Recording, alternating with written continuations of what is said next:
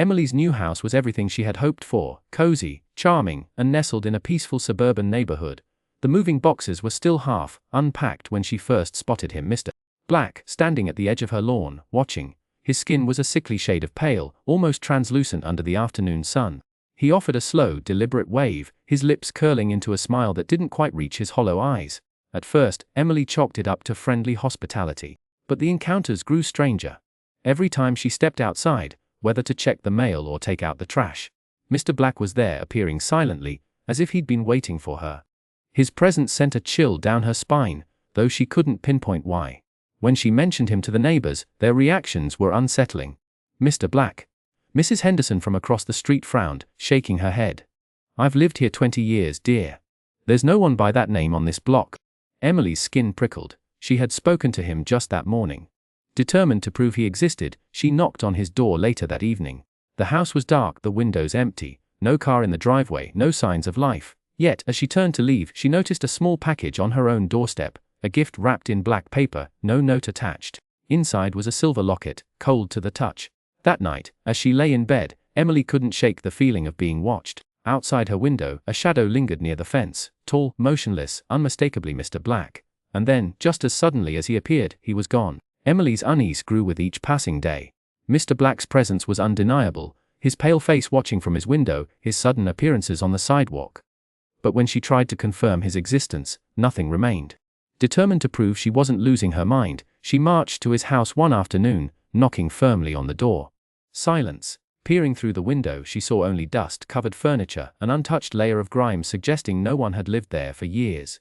Frustrated, she visited the local records office, searching for any documentation of a Mr. Black in the neighborhood. The clerk frowned, scrolling through files. "No one by that name has ever lived here," they said. Emily's hands trembled as she flipped through old directories, finding nothing. Even the neighbors she asked shook their heads. "Never seen him," they murmured, their eyes avoiding hers as if afraid to acknowledge the truth. Yet, every morning, a new gift awaited her on the doorstep. A single black rose, a music box that played a haunting tune, a photograph of her sleeping face. Each item filled her with dread. Who was leaving them if Mr. Black didn't exist? She set up a camera overnight, hoping to catch the culprit, but the footage showed only static, a shadowy figure flickering in and out of view. The final straw came when she found a handwritten note tucked beneath her mat. "You're looking in the wrong places, Emily." The handwriting matched the faint scribbles she'd seen in her attic. Her breath hitched. If Mr. Black wasn't real, then what, or who, was tormenting her? The neighborhood's silence felt heavier now, as if the houses themselves were hiding something from her. The whispers began softly, barely audible over the creaking of the house settling at night. Emily would lie in bed, her breath shallow, straining to make out the words. At first, she told herself it was the wind or the old pipes groaning. But then she heard her name, Emily, spoken in a voice that sent a chill down her spine. It was too deliberate, too human, and worst of all, it sounded like Mr. Black. She tried to ignore it, burying her head under the blankets, but the whispers only grew louder, more insistent. They seeped through the walls, as if the house itself were speaking to her. One night, unable to sleep, she followed the sound to the attic. The air was thick with dust, and the floorboards groaned under her weight. In the dim light of her flashlight, she spotted something etched into the wooden beams. Faint, hurried scribbles, as if someone had written in a panic. The words told a fragmented story. "He is not real, he was never here. They say he doesn't exist, but I see him. He watches, he waits." The handwriting changed in places, as if multiple people had added to it over time. One passage stood out, "The neighbor who never existed. He takes you when you're alone." Emily's hands trembled. Was this some kind of prank? A warning? She ran her fingers over the words, and for a moment, the whispers stopped. Then, from the darkness behind her, a breath, cold against her neck. She spun around, but there was nothing there. Just the empty attic, the shadows stretching long and thin. That night, she dreamed of Mr. Black standing at the foot of her bed, his pale face expressionless. "You're listening," he whispered. "Good." She woke with a gasp, her sheets damp with sweat. The attic door, which she had closed tight, was now slightly ajar. Emily had always been curious, so when the unsettling presence of Mr. Black refused to fade, she decided to dig deeper. Late one night, she sat at her kitchen table, scrolling through old property records on her laptop. The documents listed the previous owners of her house, names, dates, transactions, but something was off. Every single entry ended abruptly, with no forwarding address, no sale, just an eerie blank space where the trail should have continued. She widened her search to the entire neighborhood, visiting the local library to pore over newspaper archives.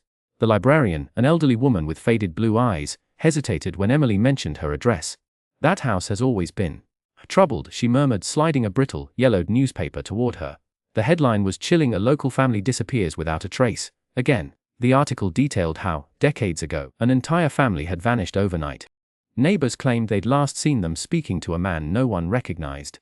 A pale, shadowy figure who lingered at the edges of their memories. Emily's hands trembled as she found more articles, each recounting similar disappearances.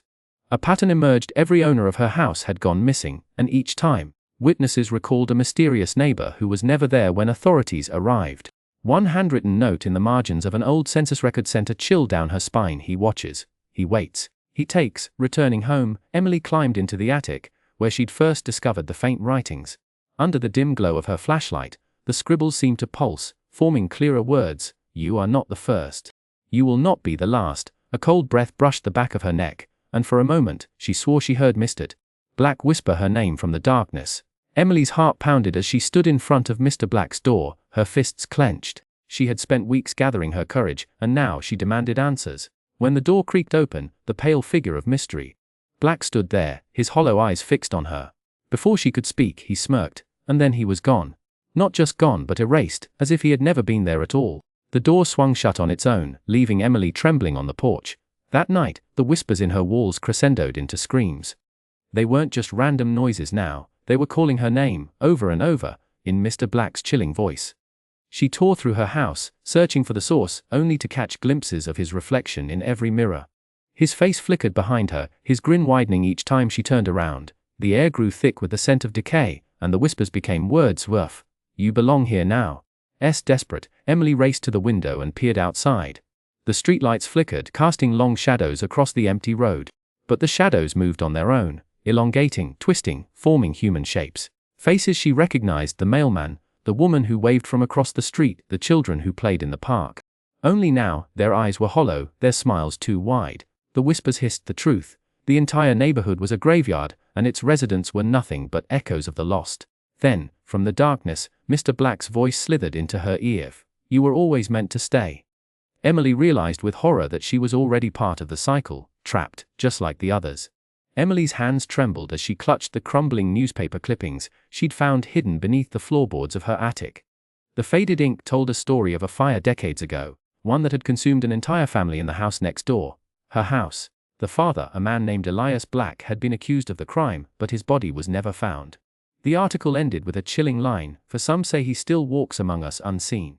Waiting, her breath caught in her throat as the pieces fell into place.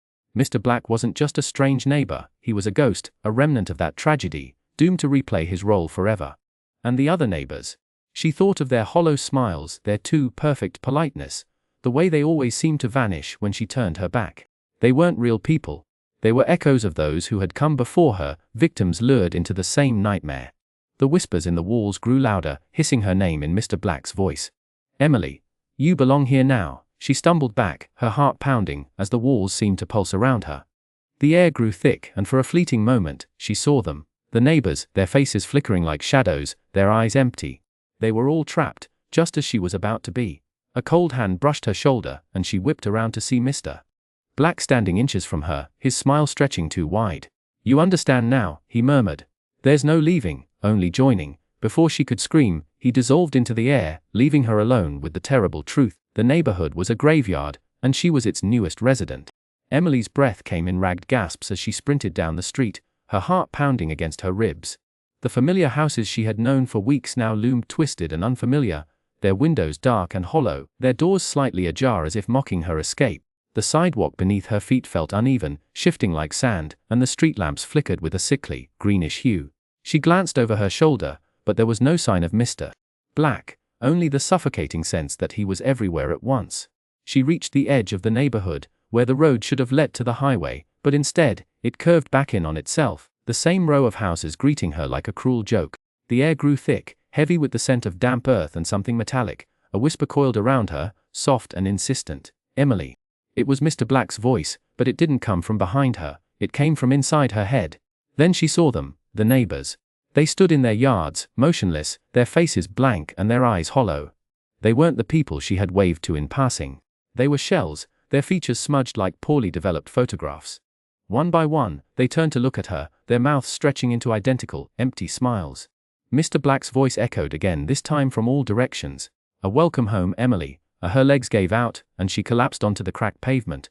The world around her warped, the houses melting into grotesque shapes. She tried to scream, but no sound came out. Instead, she felt it, the change. Her skin grew cold, her thoughts foggy. The whispers weren't just around her anymore, they were part of her. As the last flicker of her resistance faded, Emily understood. She was no longer the new neighbor. She was the next in line, the next one who never existed. And somewhere, in another house, another Emily was moving in, blissfully unaware of the figure waiting in the shadows to welcome her.